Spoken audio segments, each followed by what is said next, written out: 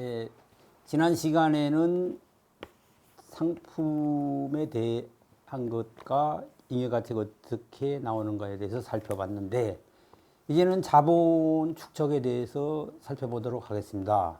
지금 시간에는 자본 축적의 적대적 성격과 그 축적의 역사적인 경향에 대해서 살펴보도록 하겠습니다. 우리 사회를 살펴보면은 참 희한한 상황이 벌어지고 있습니다. 한쪽에서는 달나라를 간다 그러고 엄청난 생산력과 과학기술이 발달해가고 있고, 그래서 자본가들은 엄청난 자본을 축적하고 있습니다. 사내 유보금이 몇백 조가 넘어서고 있는데, 그렇게 이제 부가 한쪽으로는 쌓이는 반면에 다른 쪽으로는 청년 실업, 그러니까 취직이 안 되니까 또 저출산, 노인 빈곤. 어떤 일이 벌어지냐면은 그 아르바이트 자리를 놓고서, 햄버거 가게 아르바이트 자리를 놓고서 손자와 같은 아르바이트생하고 이제 할아버지 같은 분이 서로 경쟁하는 희한한 일이 벌어지고 있습니다. 거기다가 이제 1000만이 넘는 비정규직 동료들이 지금 힘들어하고 있습니다. 이러한 축적 과정이 왜 생기는가에 대해서 지금부터 살펴보도록 하겠습니다. 인간이 사는 사회는 어느 사회나 재화를 생산하고 소비를 해야만 살아갈 수 있습니다. 그런데 이제 이거를 단순하게 재생산한다 그래서 보겠습니다. 재화의 생산에는 두 가지 종류가 있습니다. 단순 재생산, 그 다음에 확대 재생산이 있습니다. 근데 자본주의에서는 자본가들이 잉여가치를 자본에 자꾸 투자를 해서 확대해 가고 있습니다. 확대. 그래서 이제 확대하는데, 자본이 무엇인가를 살펴보기 위해서 지금 아까 전 시간에 했던 그림을 다시 살펴보면서 자본이 잉여가치의 덩어리라는 것을 설명드리고자 합니다. 자본은 잉여가치 덩어리다. 여기 보시면은 총자본 1억을 들여가지고 생산수단 8천만 원, 노동력 2천만 원을 들어가지고 총 생산품을 1억 2천만 원을 생산합니다. 그래서 추가로 창출된 가치가 4천만 원인데, 이 중에서 2천만 원은 여기 임금으로 가고 2천만 원은 자본가가 가져가는 이윤이 됩니다. 그러니까 이거를 한 달에 이렇게 발생한다고 그랬을 때 한 달 이윤은 자본가 이윤은 2천만 원이 되고 10달을 곱하면 2억이 되는데, 가령 예를 들어서 자본가가 한 달에 1000만 원을 소비한다고 칩시다. 한 달 소비가 1000만 원이라면 10개월이면 1억이죠. 그럼 총 이윤 1억 중에서 2억 중에서 1억을 쓰고 또 다시 처음에 총자본 1억이 그대로 남습니다. 이거는 뭐냐? 여기서 살펴보듯이 자본가들이 노동자들한테 착취한 잉여가치가 자본의 덩어리다. 이것을 말해주는 겁니다. 그래서 자본주의의 자본이라는 것은 노동자들의 착취한 잉여가치 덩어리다. 이거를 말씀드리고, 다음으로는 자본 축적의 일반 법칙을 살펴보도록 하겠습니다. 자본주의에서 자본 축적이 이루어지는데 여기에는 일반적 법칙이 있습니다. 거기에 대해서 한번 살펴보도록 하겠습니다. 먼저 자본가들이 잉여가치를 축적해갖고 자본을 불려가는데, 단순하게 노동력과 생산수단이 늘어나는 것만이 아니고 기술이 발달하고 생산력이 발전하기 때문에 거기에서는 사람의 노동력보다 기계를 많이 사용하게 됩니다. 어려운 말로 자본의 가치 구성의 고도화라고 하는데, 그거는 나중에 또 더 공부하시고, 오늘은 소위 말해서 고용 없는 성장, 여기 보시면 고용 없는 성장이라는 말이 이 자본가들 입에서도 나옵니다. 고용 없는 성장. 이게 왜 저희 용어로는 유기적 자본의 유기적 구성의 고도화됨으로써 고용 없는 성장이 이루어지는데, 여기를 보시면은 그 고용 개수라는 평균 고용 개수라는 게 있습니다. 이게 무슨 말씀이냐면은 자본가들이 10억 원을 투자를 하게 되면은 10억 원에 대해서 고용이 몇 명이 되는가를 살펴보는 것을 평균 고용 개수라 그러는데, 보시면은 80년도에는 10억 원을 투자를 하면 36.9명이 고용이 됐습니다. 그 다음에 85년도에는 26.7명, 90년도에는 20명, 2000년도에는 4.3명 급속히 줄어들죠. 그 다음에 11년도에는 1.9명, 최근 5년간의 100대 기업의 평균 고용 개수는 0.66명, 엄청 줄어들죠. 그래서 고용 없는 성장이라는 것이 자본가들의 주장이고, 저희들은 자본의 유기적 구성이 고도화된다, 이렇게 표현할 수 있습니다. 두 번째로 살펴볼 것은 자본의 집적과 집중에 대해서 살펴보도록 하겠습니다. 자본가들은 잉여가치를 재투자해서 확대 재생산을 하는데, 그 자본가들이 확대 재생산을 계속하는 것 자체를 자본의 집적이라고 합니다. 어느 자본가나 자본의 집적을 해야 됩니다. 그런데 자본을 집적하는 자본가들은 무한 경쟁을 하기 때문에 서로가 서로를 잡아먹지 않으면 살아날 수 없습니다. 그래서 인수합병, M&A 뭐 이런 걸 통합니다. 그때는 경쟁도 있지만 신용을 가지고서, 신용을 돈을 많이 빌려서 다른 회사를 그 M&A 한다든가 인수합병 하게 됩니다. 그런데 이제 그 예를 한번 살펴보겠습니다. 전 시간에도 말씀드렸지만 우리나라에서 최대일 뿐 아니라 전 세계적으로 최대인 조선업, 현대중공업이 있습니다. 현대중공업은 그 울산에 가시면 미포조선이라고 있습니다. 미포조선을 먹었습니다. 그 다음에 저기 목포에 가면 삼호중공업이라고 있습니다. 노동자들이 다 현대중공업이 이렇게 M&A 인수합병을 해서 현대자본에 다 포섭이 되어 있습니다. 또 하나는 뭐냐면은 잘 아시다시피 기아자동차가 현대기아자동차로 되어 있습니다. 현대자동차 자본이 기아차를 인수합병했습니다. 이렇게 자본의 집중이 일어나는데, 자본의 집중은 단순히 덩치만 커지는 게 아닙니다. 자본의 구성이 변혁적으로 일어나게 됩니다. 무슨 얘기냐면은 또 다른 예를 한번 들어보겠습니다. 삼성전자가 애플과 핸드폰 그 경쟁을 하면서 평택에다가 65조를, 물경 65조를 들여서 생산시설을 어마어마하게 도입을 했습니다. 그런데 생산수단은 어마어마하게 65조나 들어갔지만 노동자들은 취직이 거의 안 됩니다. 그러니까 자본의 구성이 변혁적으로 바뀐다는 거죠. 집중에 의해서. 그리고 또 하나 예를 들면은 현대자동차가 세계 자동차 시장에서 살아남기 위해서 한전부지를 인수를 하면서 80조 원을 투자를 한답니다. 그런데도 생산수단 설비에는 엄청난 돈이 투자되지만 노동자들의 고용은 늘어나지 않는다. 이렇게 말씀드리겠습니다. 자본의 집적과 집중에 대해서 살펴봤습니다.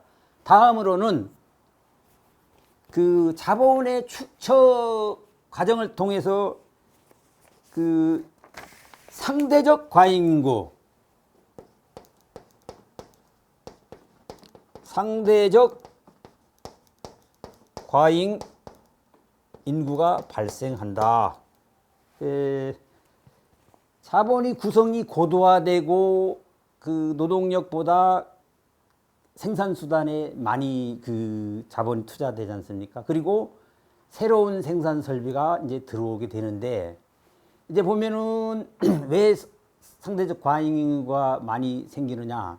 절대적 과잉 인구가 아닙니다. 뭐냐면 기존의 노동자들도 자본이 이윤율을 높이기 위해서 노동 시간을 대폭 연장한다든가 그 노동 강도를 강화시킵니다. 예를 들어 보겠습니다. 제가 근무하는 그 건강보험공단은 ERP라고 전사적 자원관리 시스템, 또 차세대 시스템, 이런 건 뭐냐면은 노동자들의 일거수 일투족도 감시하고 조금의 흩은 노동도 용서를 하지 않는, 그래서 노동 강도와 노동 시간을 강화해서 노동자 수를 줄입니다. 그리고 집중해서 봤듯이 새로운 생산 설비가 들어오면서 변혁이 일어납니다. 그래서 엄청난 설비가 들어오는데도 불구하고 노동자들의 고용은 늘어나지 않습니다. 그리고 이제 세 번째로 보면은 이제 다음 시간에 배울 공황이 주기적으로 발생하게 됩니다. 그렇게 되면은 우리가 이제 그 소위 IMF라는 97년 공황을 보셨어도 엄청난 노동자들이 쫓겨나갑니다.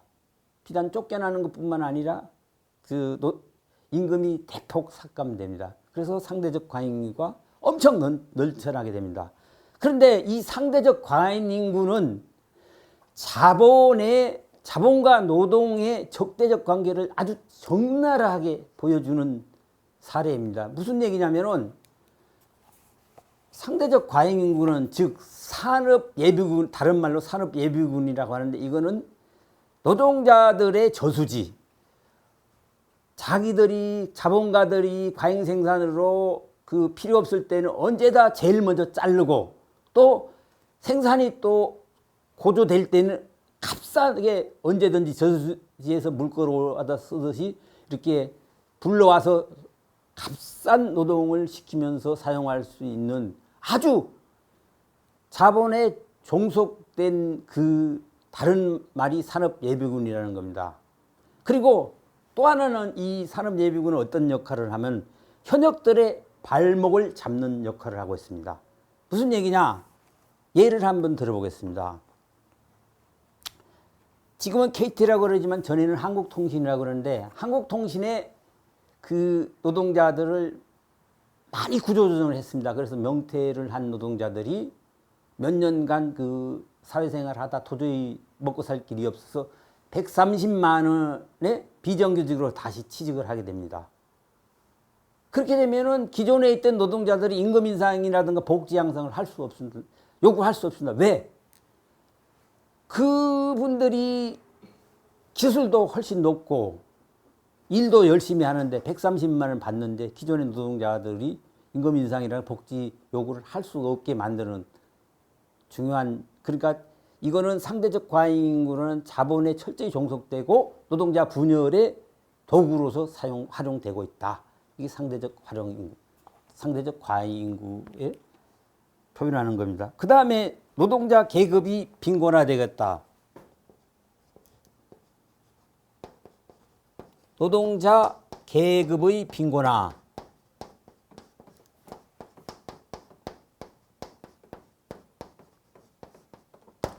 이게 무슨 말씀이냐면, 노동자 계급이 그 자본주의에서 경쟁에서 살아남기 위해서 기술을 개발하고 생산력을 높이는 방식에는 처음에는 이제 아까 전에 살펴봤지만 처음 혼자서 이제 바느질을 하고 그 다음에 그 재봉틀을 하고 뭐 기계제 대공업을 하는데, 처음에는 이제 단순 협업을 합니다. 이제 이렇게 모아놓고 연장을 같이 쓰고 그러는데, 그 다음에는 매뉴퍼처로 가내수공업으로 가고 그 다음에 기계제 대공업으로 가게 되는데, 이런 과정을 거치면서 노동자들이 어떻게 되냐면, 예를 한번 들어보겠습니다. 제가 아까 전에 의식주 하면서 옷 만드는 걸 계속 예를 들어왔으니까 또 옷 만드는 예를 한번 들어보겠습니다. 전에는 한 사람이 내 자식을 위해서 이 옷을 내가 이런 모양으로 이쁘게 술을 넣고 만들어서 생각하고 쭉 전체 과정을 본인이 하고 만들면 기쁩니다. 아, 이건 내 자식을 따뜻하게 입히기 위해서 만든 그런 기쁨이 있었는데, 생산의 기쁨이 있었는데, 지금은 어떻게 되냐면은, 저기 뭐냐면, 디자인하는 사람은 디자인만 하고, 재단하는 사람은 재단만 하고, 재봉질하는 사람은 재봉질하고, 다름질하는 사람은 다름질만 합니다. 그리고 배달하는 사람은 배달, 영업하는 사람은 영업. 이렇게 되기 때문에 부분적인 업무만 하는, 인간이 부분화된 부분적인 기능만 발달하게 됩니다. 그리고 뭐냐면은, 그렇게 이제 나눠지니까 정신노동과 육체노동이 분리되고, 또 기계를 많이 사용하게 되면 어떤 현상이 벌어지냐면은, 그 자본이 전제적으로 노동자를 복종시키게 됩니다. 왜 그러냐면, 기계가, 예를 들어서 여기 계신 동지가 이제 그 자동차, 이걸 뭐라고 하죠? 컨베이어 벨트에서 일하시는데, 내가 만약에 쫙 잠깐 쉬면 이게 컨베이어 벨트가 안 돌아가기 때문에 거기 절대 종속될 수밖에 없는 조건이 형성됩니다. 그래서 노동자 가격이 빈곤화된다. 그러면은 그렇다고 그게 말이 맞는 건가? 그래도 봉급도 오르고 뭐 저기 뭐 씀씀이도 좀 좋아지는데, 이렇게 생각하실 동지들이 있습니다. 그러면은 이제 막스가 표현한 말을 한번 빌려와서 노동자 계급 빈곤화가 무엇을 말하는가를 살펴보도록 하겠습니다. 막스는 이렇게 했습니다. 자본의 축적 과정을 통해서 한쪽, 그러니까 자본가 중에서는 막대한 자본이 축적이 되지만, 노동의 측에서는 빈곤, 타락, 무지, 고통, 이게 쌓여서 이쪽 자본가들의 배를 불린다. 그렇게 자본의 적대적 성격을 나타내는 거고요. 그 다음에 이제 자본의 적대적 성격을 나타낸다. 갑자기 잠깐만요. 어디 갔지?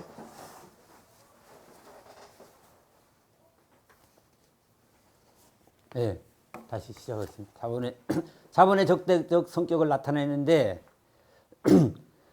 우리가 이제 그 노동자 계급의 빈곤화는 어떤 것을 가지고 가늠해 볼 수 있냐면은, 단순하게 생활 수준이 좀 나아진다는 걸 가지고서 판단하면 안 되고, 노동과 자본의 사회적 관계에서 노동이 자본에 어느 정도 종속되느냐를 가지고서 판단해야 된다고 생각합니다. 그래서 지금 아까 전에 뭐 컨베이어 벨트 말씀도 드리면, 생산력이 높아지고 기계가 도입될수록 노동은 자본에 더욱더 종속하게 되는 것입니다. 이것이 노동자 계급의 빈곤화를 얘기하는 것입니다. 자, 다음으로는 자본 축적의 내적 모순에 대해서 살펴보도록 하겠습니다. 이렇게 자본주의에서는 자본이 축적되면서 엄청난 기술이 발달됩니다. 이거 되게 중요하거든요. 나중에 사회주의 사회의 기초가 될 수 있거든요. 그런데 말입니다. 안타깝게도 이렇게 자본가들이 이윤율을 높이기 위해서 축적하고 생산력을 발달했는데, 이게 반대로 거꾸로 이윤율을 낮추고 있다는 것입니다. 그게 이윤율의 경영적 저하 법칙이라고 그러는데, 여기에 대해서 한번 살펴보겠습니다. 이 표를 보시고서 보면서 설명드리도록 하겠습니다. 이윤율의 경영적 저하.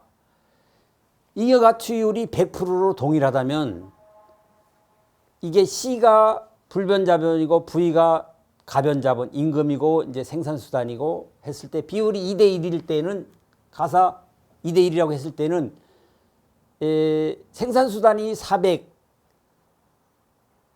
임금이 200, 잉여가치율이 100%라서 200일 때는 보면은 요 두 개 400 플러스 200분의 잉여가치 200 하면은 33.3%가 나옵니다.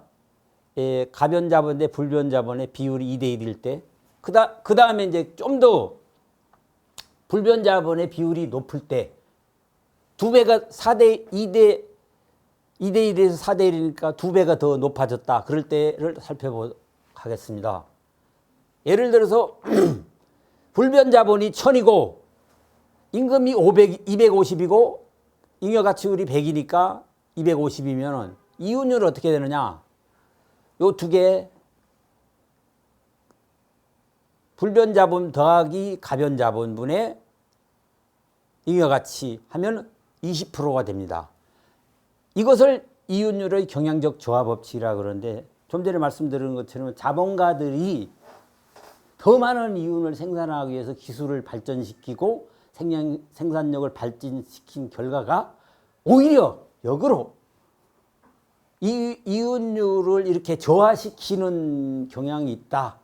이거는 무엇을 얘기하느냐 하면은 자본주의가 역사적으로 한계에 다다르고 있다는 것을 단적으로 보여주는 사례라고 할 수 있습니다.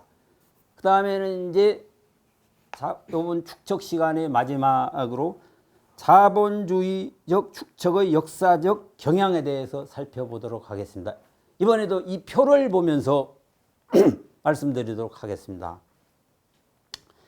처음에 아주 도입부에서 말씀드렸듯이 자본주의와 이전 사회와의 다른 점에 대해서 설명드렸지만 여기서도 간단히 살펴보면서 자본주의 축척이 역사적 경향이 어떤가를 살펴보도록 하겠습니다. 먼저 자본주의 이전에는 생산수단의 소유 형태가 전 시간에 말씀드렸지만 농노나 수공업자가 직접 생산자가 생산수단을 직접 소유했습니다. 그런데 이제 자본주의가 되면은 모든 것이 상품화되고 그래서 노동력도 상품화된다고 말씀드리지 않았습니까? 근데 뭐냐면은 자본주의가 되면서 노동력이 상품화되고 모든 생산수단이 자본가에게 집중되는데 이게 자연스럽게 벌어진 게 결코 아닙니다. 여기에 보면은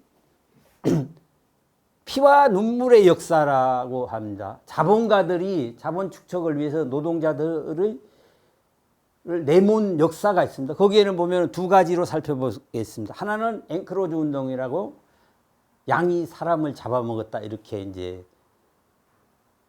표현을 하는데 이 양을 기르기 위해서 농사 짓는 사람들 다 내쫓아서 도시에 가서 노동자가 될 수밖에 만들었고 또 하나는 뭐냐면 불황자들이 그냥 돌아다니면 안 되니까 피의 입법이라고 그래서 구빈원, 구빈법, 구빈원 이런 걸 만들었는데 그 예는 뭐냐면 거지와 왕자, 올리버 트위스트 이런 동화 예전에 어릴 때 본 동화책에 보면 그런 내용들이 자세히 나옵니다. 근데 여기서 보시면은 그 노동의 형태는 처음에는 자본주의 이전에는 본인이 생산수단을 가지고 있고 본인의 개별 노동에 의해서 생산을 결정하고 통제하는 건 본인 자신이 자기 생산수단을 가지고 있으니까 내가 쓰고 싶은 마음, 뭐 만들고 싶은 만큼 자신이 했는데 자본주의가 되면서 이제 노동자들이 원래 직접 생산자들이 생산수단을 다 뺏겨서 자본가들이 모든 게 가져가게 됩니다. 그런데 이제 이 과정에서 어떻게 되냐면은 자본가들이 큰 공장을 져서 거기에서 노동자들을 모아서 분업과 협업을 동시에 합니다. 그리고 또 뭐냐면은 사회적으로도 어떤 생산 부분 간에 서로 전문화를 하게 되지만 이것은 서로 긴밀하게 연결될 수밖에 없어서 사회화가 되는 겁니다. 그리고 국제적으로도 무역을 하고 이래서 그 분업 형태를 띠게 됩니다. 이게 이제 전면적으로 사회화되는 거죠. 그래서 자본주의에서는 모두가 사회적 노동을 하게 되는 거고 그런데 이렇게 생산이 사회화됐음에도 불구하고 자본주의적 사적 소유와 이윤의 전유, 자본가들의 전유 때문에 어떤 생산의 결정과 통제는 자본가들이 모든 것을 하게 됩니다.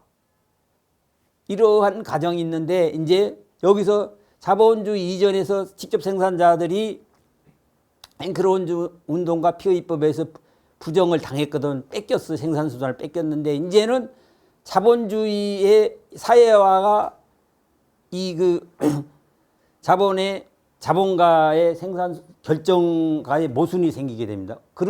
왜 그렇게 되냐면 한쪽에서는 사회화가 급속히 진전됐는데 자본가들이 자기들의 이윤을 위해서 노동자들을 엄청 착취를 하게 됩니다. 이렇게 그래서 모순이 발생하게 되는 사회적 노동이 질곡으로 변하게 되는 겁니다. 그래서 노동자들은 이렇게 알아차리게 됩니다. 적대적 성격이 나오는데 뭐냐면은 한쪽에서 자본가들이 부의 축적을 위해서 노동자들을 엄청 탄압하고 임금을 깎고 비정규직하는 과정 속에서 노동자들은 서로가 조직화되고 훈련되고 단련돼서 자본가들의 무덤을 파는 조직을 만듭니다. 그래서 한쪽에서는 자본가들이 자기들의 이윤을 위해서 엄청 노력하지만 한쪽에서는 그들의 노력이 자기들의 무덤을 파는 노동자 부대를 만듭니다. 이게 이제 자본주의적 축적의 역사적 경향인데 그렇게 되니까 이제 우리가 지금 주장할 수 있는 건 뭐냐면 그러면 자본주의의 축적 과정이 이렇게 노동자들을 빈곤으로 내모니까 그 이전 사회인 직접 생산자들이 직접 생산 수준을 가지는 걸로 해결을 하면 어떻겠냐. 근데 그렇게 해서는 안 된다는 거죠. 현정법적으로는 뭐냐면은 사회화된 거를 누가 생산의 결정과 통제를 누가 하느냐가 더 중요한 거죠. 그래서 사회적 합의에 대해서 민주적 계획에 의해서 생산과 수단을 통제만 하면 되고 생산 수단은 사회적으로 소유하고 생산된 생산물에 대해서는 여기 보면 생산물에 대해서는 개인적 소유를 할 수 있게 하는 것이 사회주의 사회의 운영 모습이라는 것입니다. 이렇게 함으로써 자본 축적의 적대적인 경향을 설명드렸습니다.